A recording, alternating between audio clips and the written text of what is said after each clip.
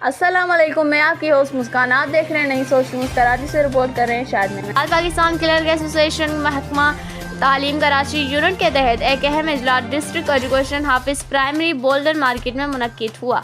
इजलास में कराची के तमाम डिस्ट्रिक्ट के क्लर्क भाइयों ने कसीर तादाद में शिरकत की। इजलास में सदर एबका कराची एजुकेशन यूनिट के सदर इमरान गुलाम हुसैन ने नवाज अली दानिश, शहजाद अमान नहाली, ओस्मानी नसीम भाई और दीगर ने खिताब किया। मुकर्रीन ने निज़ामात तालीमात कराची से हर रोज़ मुतालबा किया कि ज़ेर अतवा सैनिटरी प्रोटेक्शन के मसाइल को फौरी तौर पर हल कर दिया जाए। अगर किसी ने रुकावट डालने की कोशिश की तो दमादम मस्त कलंदर होगा और क्लर्क भाई ने सिलसिले में मजीद ताख़िर किसी सूरत में बर्दाश्त नहीं करेंगे और इस कानूनी हक के लिए धरना दिया जाएगा।